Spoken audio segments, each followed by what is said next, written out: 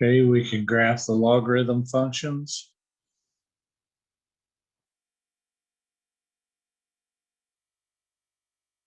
Remember that these two are equivalent and they are the inverse of the function y equals 2 to the x in this case.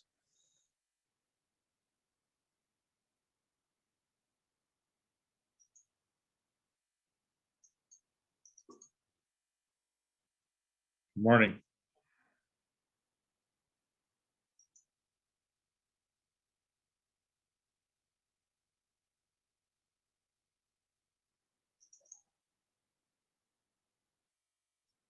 Okay, for this reason, we can reverse the coordinates of the ordered pairs to create an exponential function on this. So if we want to graph them, here, for example, is the exponential equation y equals b to the x. This would be x equals b to the y, or log b of x. Notice that these are inverses and they reflect across the 90 degree or 45 degree rather line through the coordinate axis. Let's look at the domain of these. For y equal x to the b, it would continue to negative infinity. This would continue also to positive infinity. The range would be from 0, not including 0, because we have what we call a horizontal asymptote or boundary, and it would go up to infinity in terms of height. Now, our horizontal asymptote is, in this case, the x-axis. This line will not go below that, and it passes through the point 0, 1. Now, notice what happens when we have our log b of x. For log b of x, then our domain is from 0 to infinity. Our range is from negative infinity to positive infinity. Our vertical asymptote is just the opposite of this. Y equals 0, x equals 0. So in this case, our vertical axis, our vertical asymptote is the y-axis. And it passes through the point, instead of 0, 1, it passes through the point 1, 0. You notice that these 2 points are reversed. Notice also that the domain of this one is the same as the range of that one. The range of this one becomes the domain of that one. And that will always happen. In other words, the domain and the range interchange, just like every point on the graph interchanges.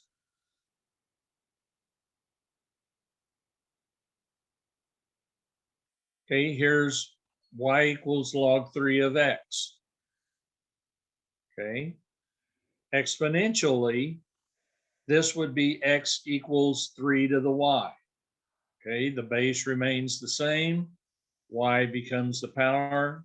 The argument becomes the solution. So it's very difficult to graph these unless you use a calculator to get your value. So usually if we're graphing, we'll change these to exponential form.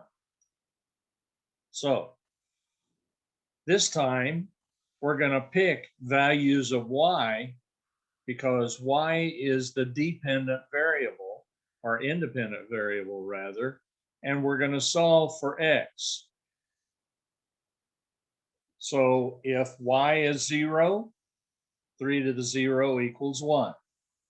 If y is 1, 3 to the first is 3. If y is 2, 3 to the second is 9, and so on. Then we graph that curve. Looks like this. We have a vertical asymptote on the y-axis, It passes through the point 1, 0. And that's our graph. Okay, we could do these. First thing we would need to do is change this 4 to the y equals x. Change this 1/2 to the y power equals x. Then do an xy table, just like we did the last one. Now, in this case, we've got a little bit more complicated argument. Our base is still going to be 2. We've got this modifier plus 2 out here. Okay, now let's look at what happens here. If we have something with the variable, then that, just like before, will shift it left or right opposite of sign. So x minus h, in this case, would give us our -1. So we're going to shift it to the right one place. The a out front, in this case, it basically it's going to say whether we reflect across the x-axis or not. Okay, the k will shift it upwards or downwards. Now, the basic y equal f of x equation, which is this, here is the parent, here's the basic equation, y equals log 2 of x. Okay, now compared to this one, we're going to shift to the left one place. In other words, opposite of sign, and then we're going to shift up 2 places.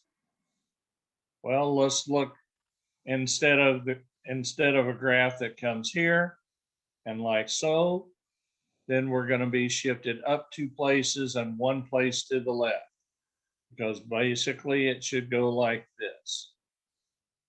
Here are the values that if we do an XY table. Okay, you notice in this case, if x is -1, we can't get an answer. Okay, because what happens on this is x equals -1 is an asymptote. That's not a coincidence. This value opposite of sign will become an asymptote. That's just something that it will always do.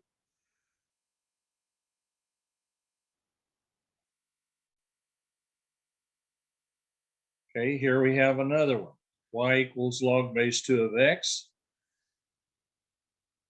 Okay, we change it to exponential, 2 to the y equals x.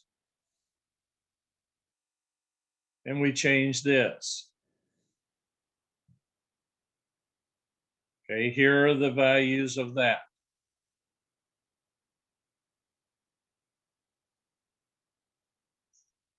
Now, if we have this, or x equals 2 to the y, all of these values are going to be reversed or interchanged. And that's what it's trying to show you in this slide.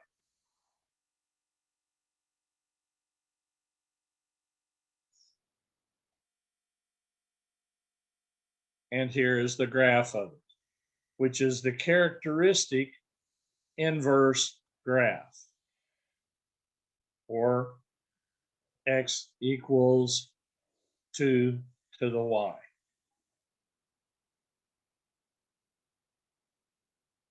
This one's going to be similar, only here we're going to move 4 places to the right and up 1. Okay, we've got this equation.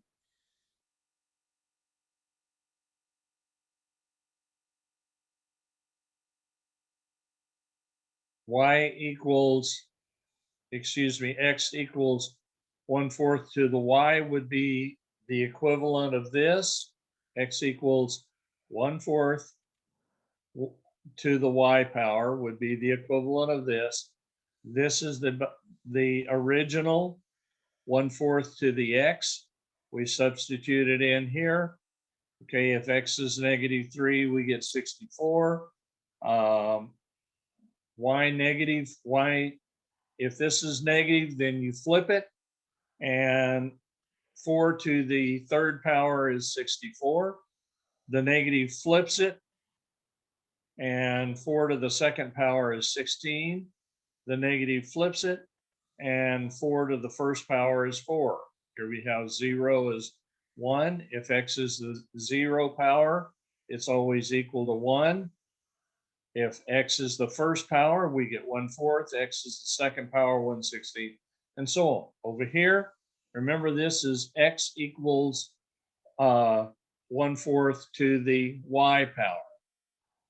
And these are going to be reversed because they are inverses.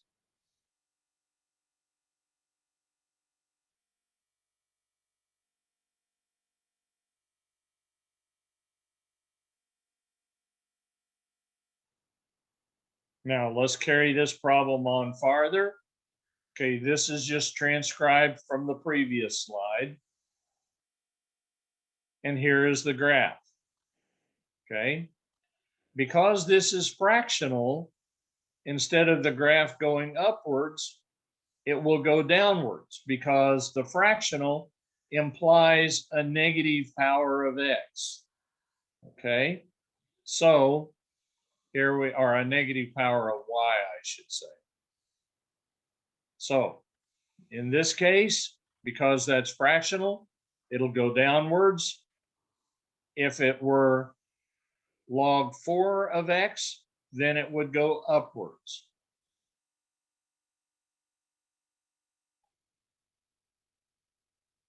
Okay, we've got a transformation here. We're going to move the graph 3 places to the left. It ordinarily would go through this point right here, 1, and excuse me,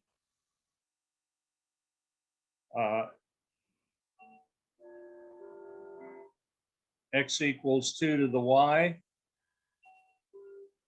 or y equals 2 to the x. In that case, x equals 2 to the y, we would have, if y is 1, then x would be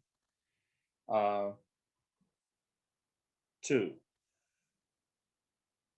So it would go right through here, right through that point, come along right up the y-axis, go through the point 0, 2 with a 2 there. It would come up here to 0, 3. If there were a 3 there, it would come up here to 0, 4, or 4, 0 rather, if there were a 4 here. Now, this moves everything 1, 2, 3 places to the left, including the asymptote. The domain is from -3 because the asymptote indicates that it cannot cross or touch that -3 value. And it goes in the positive direction to infinity. The range is from -infinity because this continues upwards to positive infinity. What is the vertical asymptote? Well, x equals -3. Okay.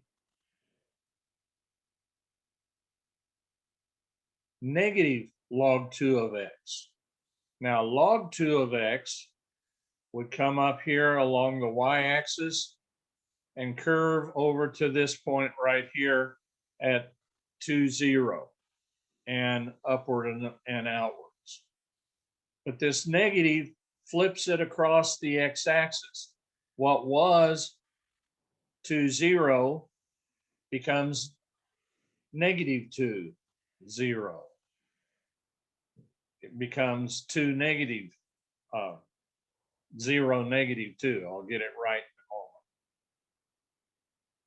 Okay, what was 2, 0, 2, 1, excuse me, becomes 2, -1. In other words, that changes the y value from positive to negative. Having trouble saying it today for some reason.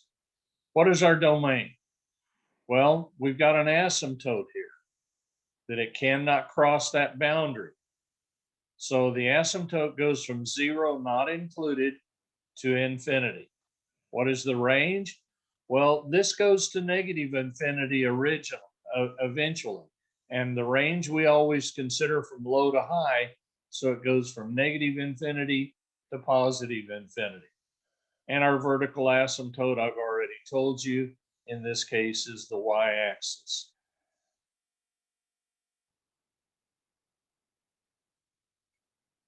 Okay, now we have a log.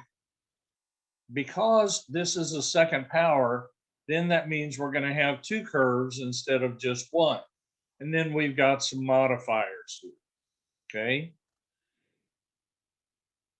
If we were to factor x squared minus 3x minus 4, we would get x equals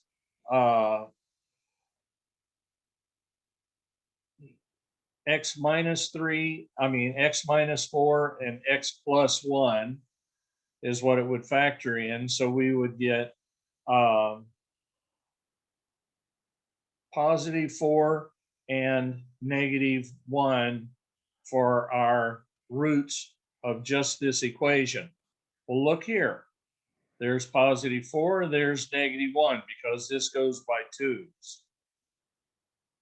Now, as we continue this thing, so there would be our crossing points based on this equation right here that's inside the log. And because it is a log, then it takes this path. And I have 2 asymptotes. I have an asymptote at 4, and I have an asymptote at -1. So in this case, this breaks down into this. I said it would factor. Then you get these 2 solutions, which give us our 2 vertical asymptotes. That's 4 and this -1 become boundary points. In other words, the graph is everything this way and everything that way. In other words, here's what I just said, shown graphically. And then our domain then is going to be a union from -infinity to here, not including the -1, and from positive 4 not included to positive infinity. What is the range? From -infinity to positive infinity. Okay.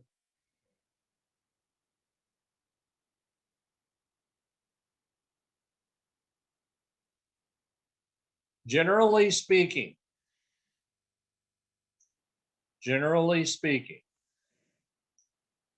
okay, if for any exponential function, okay, now this is put it in exponential form. We could change that to logarithmic form if we wanted to.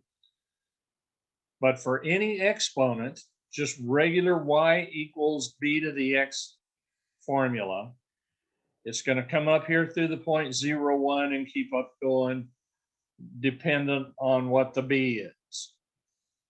That's for values where b is greater than 1. Now, what if b is between 0 and 1, meaning a fraction? Then it's going to go the other way. Now let's look at the logarithmic functions to go with this. Instead of coming like this, then since it's the inverse, it goes like that. Instead of going like this, it goes like that because they're the inverses. Okay. Now, if we overlaid this graph on top of that graph, we would see that we had reflections across y equals x, the 45-degree line.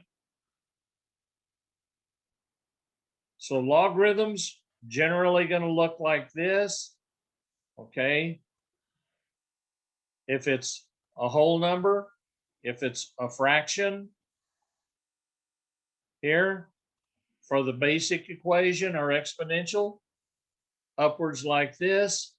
If it's a fraction, downwards like that.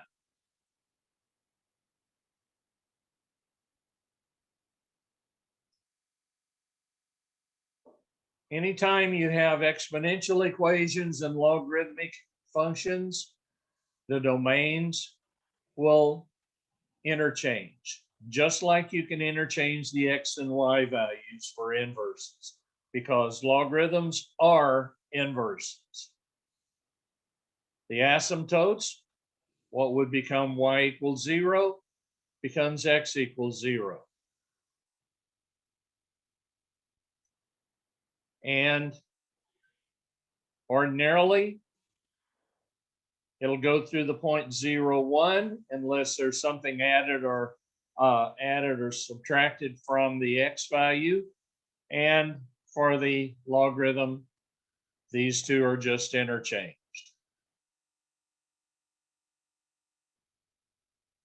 And these words are just basically expressing what you see here.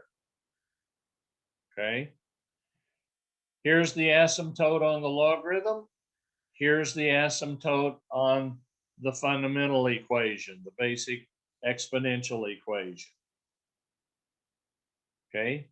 The domains and ranges are reversed.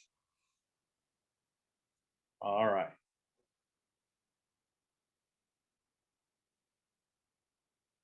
Now let's start talking about the properties of logarithms. This is the big part of what this unit's going to be. We're going to have some rules, kind of like the rules of exponents, except these are for logarithms. Now, I'm leaving those up there, and then I'm going to talk about them one at a time. First, if you have the format log b of 1, the value will be equal to 0. Okay? This is the equivalent of saying b to the 0 power is 1. Because if we change this to exponential form, we would have b to the 0 equals 1. Okay? b of b, I've already told you that that's equal to 1. Okay? Anything to the first b power equals itself. b of b to another power.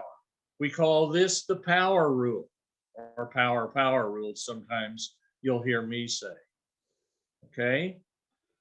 Well, that just says that b to any power equals itself. Now, the b of b is going to be 1, leaving the power only as your solution. We'll see later on that we'll move this p over here to the front, okay, using the power rule. Then we've got this p in front times b of b, which is 1. Okay, here, once again, we have a b of b, so the answer will be x.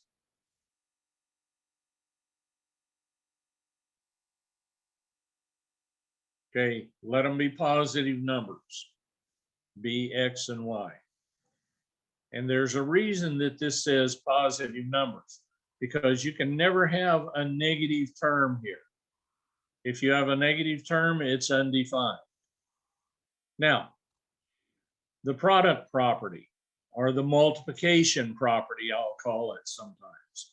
If I've got a log of any base and two items multiplied together, where the x would ordinarily go. This could be xz, it could be xw, it could be whatever. Well, we break that down into log b of x plus log b of y. The quotient property, division property.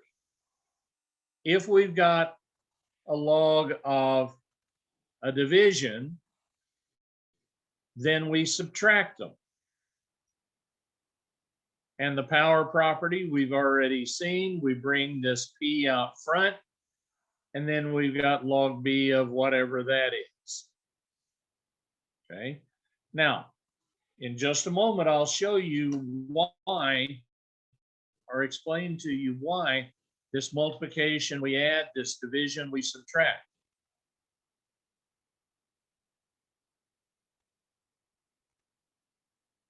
Oops, so I skipped one. Okay, now look at this sheet. And by the way, this sheet is in your handout packet. These are equivalences. Anything to the first power is itself. Any base to itself is 1. First power there, the 1. Anything to the 0 power is 1. Any base to the first of 1 is 0. Okay, remember this becomes the power when you change it. Now, division. Okay, or rather inverses. Anything to a negative power is 1 over that power.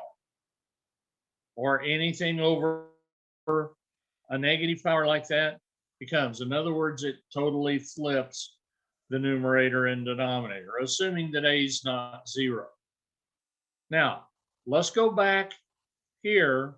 Why did the xy become log b of x, log b of y? And why did the x divided by y become log b minus log b of y? If you remember just ordinary exponents, if we had the same base and we multiplied this exponent times that exponent where they had the same base, then our answer was we would add the exponents. For example, 2 to the 3rd times 2 to the 4th would be 2 to the 6th.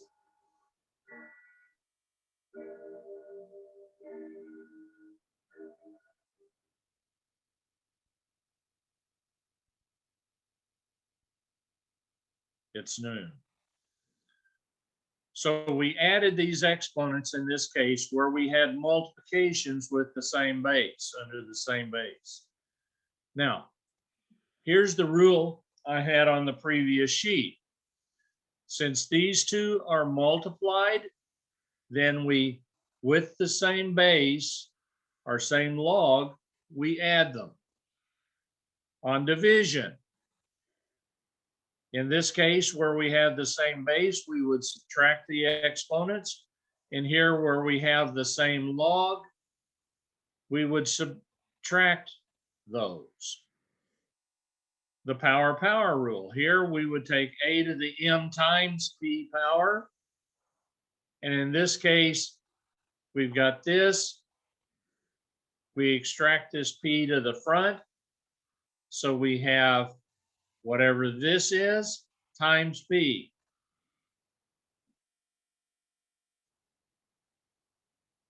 If it's a of a, then your answer is x times the a of a, giving you 1. If it's a of a to the x, then we have the a of a gives you the 1, and your answer is the x. Okay, now we're going to practice doing these. Log 2 of xy.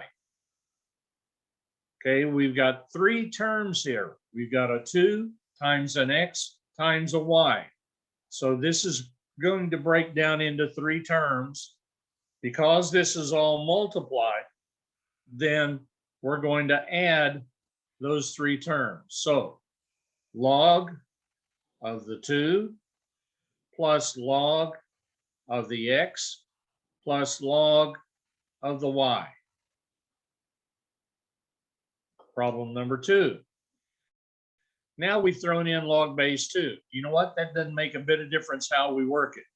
Only difference is instead of having a hidden base 10 here, we now have a visible base 2 here. So log base 2 of 2, log base 2 of x, log base 2 of y. Now, this can be further simplified. You got to watch out for these sneaky things.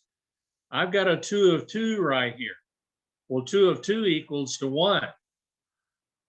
Now, nothing's going to happen with those two. So this would be your answer on this one. But you do need to go ahead and finish that simplification if you can catch it. Okay, here we go. Natural log, which is log base e, of 3 times a plus b. Now, we can go ahead and distribute that, but this would become natural log of 3 plus, because it's times, natural log of a plus b. We don't break this into separate terms like that. Okay? Now, we could have had log of 3a plus log of 3b if we had distributed this 3.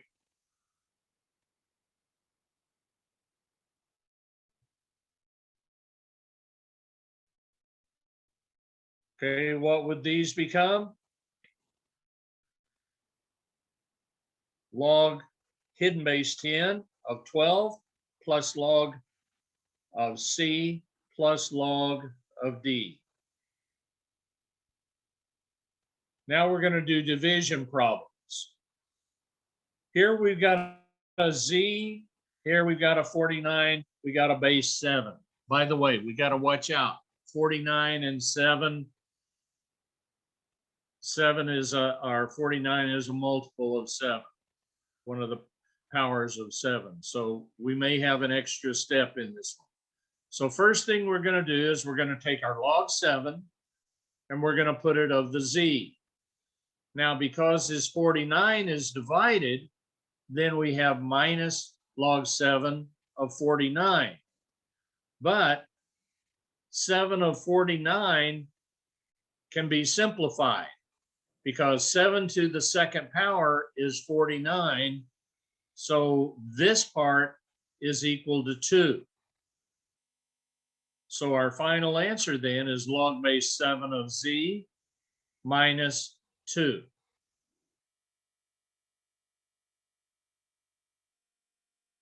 Okay, here we go again. Log base 7 of a minus log base 7 of 14. 14 isn't a power of 7, so we can't really change that one. There's a difference here. 7 to the second power is 49, gave us the 2. But 7 not to any whole number power is 14. Okay, now log of 100 over x plus y. Here's our log of 100. Because this is divided, we use the minus and log of x plus y. We can't do anything more with this without more information.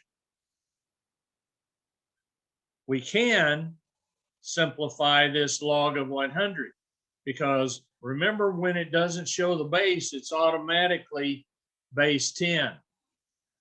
Well, 100 is 10 to the second. So that's why this log of 100 becomes 2. But once again, this back end part of it, there's nothing we can do with that. Okay, what are we going to have here? Log base 6 of 8 minus log base 6 of t. Here, natural log of e minus natural log of 12, except the natural log of e becomes an E of E, so it's 1. So the answer is 1 minus natural log 12. Hopefully you followed that. The power property. Okay, we don't really need these parentheses on this problem. We take the 5 out front, then we have natural log of x. That's it. Now this one's a little different. We're going to take the 5 out front, but then we've got natural log of e, and natural log of e is equal to 1. So the answer then is just 5. Remember, natural log is the same thing as regular log base e. Okay, what about this one? There's also a base 10 hidden right here.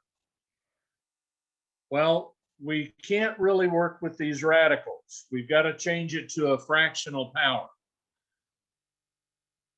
Here is the numerator, here is the denominator on our fractional power. Remember, underneath is always the numerator of fractional power. The root is the denominator of a fractional power. So this becomes log x of 2/3. Well, we bring the 2/3 out front and we remain with the log x. That's as far as we can take this one.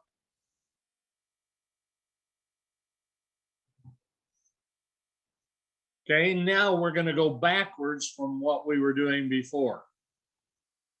I've got log 8, I've got log 8. Since I've got the same, then I can take this addition of these two and make it into a single term. Now, they skipped a step. I would have log 8 of 8 times 1, okay?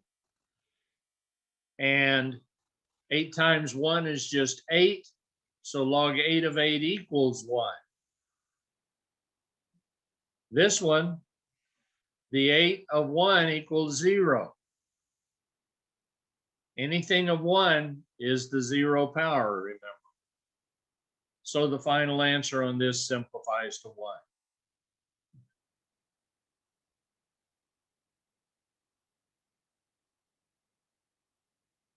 Okay, we're going to expand this. We've got log 3 of 5z, first of the 5, then of the z, divided by the w, or minus the w.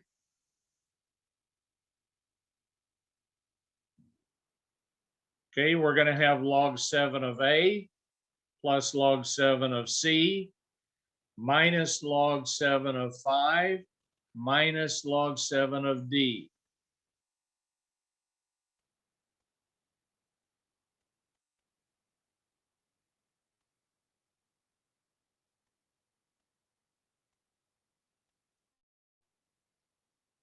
Got to watch my time a little bit. Okay, I've got natural log. In this case, I'm going to have natural log of x squared plus natural log of y. That'll be my first step. Natural log of x squared plus natural log of y. I ordinarily wouldn't tie those together in script. They did it so it would be a single entity to copy. Now, I'm going to bring this 2 out front of the natural log of x using the power rule. And then I've got that. In this case, that's as far as we can take it. But we do have to bring that power of 2 out front. We got a lot of stuff to do on this one. First, we've got to change this to x to the 2/3. So then we're going to have natural log of x to the 2/3 minus natural log of parentheses w minus z. Okay, Natural log of 2/3 minus natural log of quantity W plus Z. Now we've got to bring this 2/3 out front, like so. This becomes that. This one is going to stay the same. So with that, we're done. That's as far as we can go at this point without further information. Okay, we've got to change all of this to a power to the, here we go. This whole thing we convert to the 1/2 power because the square root is 1/2 power. So first thing we're going to do is we're going to bring this 1/2 out front here, leaving us just the 4x over y z cubed with this 1/2 here. Now we've got to deal with this 4x over y z cubed. We're going to have a log 2, we're going to have a 1/2 log 2 of 4 and a 1/2 log 2 of x minus a 1/2 log 2 of y minus a 1/2 times 3 log of z. Well, let's do this. They just decided to leave the 1/2 out front and then just deal with this part of it inside the brackets. So here's the log 2 of 4, the log 2 of x, minus the log 2 of y, and minus the log 2 of z cubed. We've got to bring this z cubed out front. Okay, this, since 4 is a power of 2, this simplifies to 2. Okay, so they skipped a step actually. The one step that they skipped would look just exactly like this, except this 3 would be over here in front of the log. Okay, now what they're doing is they're going to distribute this 1/2. 1/2 times 2 is 1. 1/2 times log 2 of x is here. 1/2 times negative log 2 of y is here.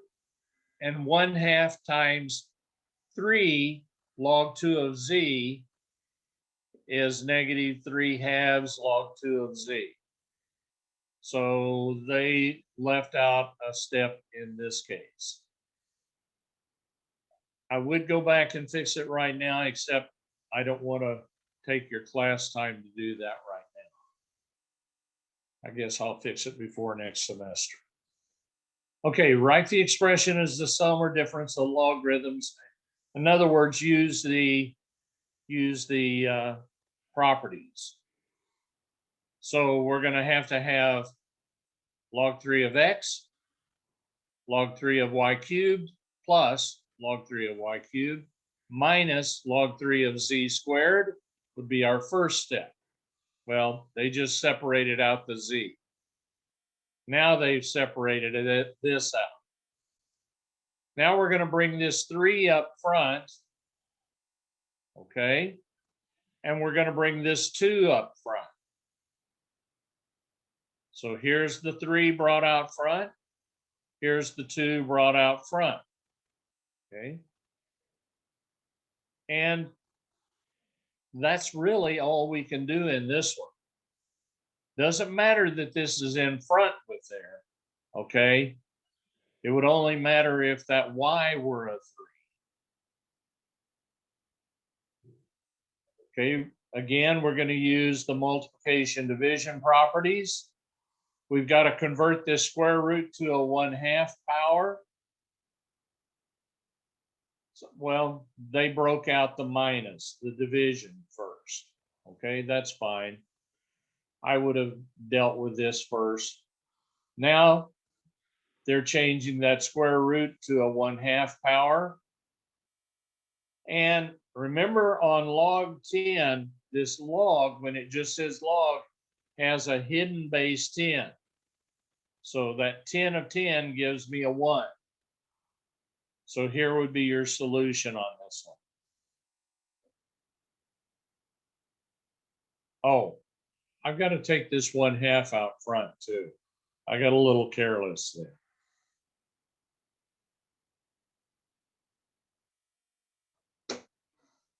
Okay, we've got a 5th root. Okay, we took the radical, 1/5, and that left us our x4 over yz cubed. First thing we're going to do is we're going to take the 1/5 out front. Now, continuing on the next slide, we're going to start from here and finish this thing. Okay, so here's our 1/5 log b of x to the 4th over yz cubed. First, we're going to break out the minuses probably. So here's the x to the 4th, the 1/5 out here. They're just not wanting to put it in front of every term yet. Here's the yz cubed. Well, this yz cubed still needs to be broken out both more. And remember, both the y and the z are in the denominator. So when we deal with this z cubed, it'll be a minus. Well, the way they're showing it is here minus, if I distribute this minus, that would make this a minus, and it would also make that a minus. I don't really like showing it this way. I think you're more likely to make a mistake. What I would do is I would go straight from this step to this step. I would not show this step right here. So now we've got the minuses broken out. We need to deal with the power rule here and the power rule there. Here a power, there a power, everywhere a power. Yeah, I know, that's dumb. Okay, so we're going to bring the 4 out front of this log. We're going to bring the 3 out in front of this log. Like so. Now we're going to distribute this 1/5 to everything. 1/5 times 4 log this is what 4/5 log. 1/5 times this one is the minus 1/5 log by, and 1/5 times this is minus 3/5 log b of z. And that would be your final answer in this case.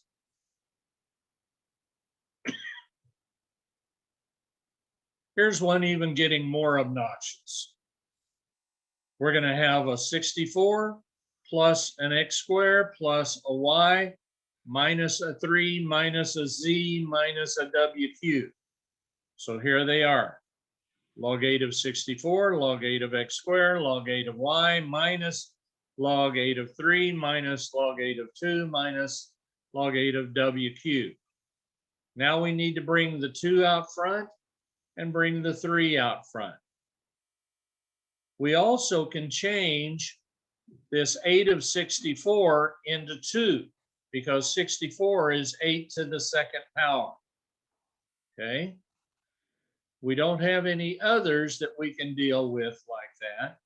So here would be our final answer on this.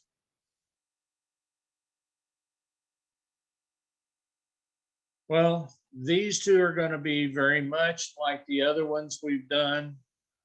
We're at time. We're not going to do these tonight, or today rather. And tomorrow we will start going backwards. Here we've been expanding. Now we're going to go from an expansion backwards to a single logarithm. So we're going to be doing just the opposite of what we did today. And with that, we'll stop for the day. Let me get out of my share function. And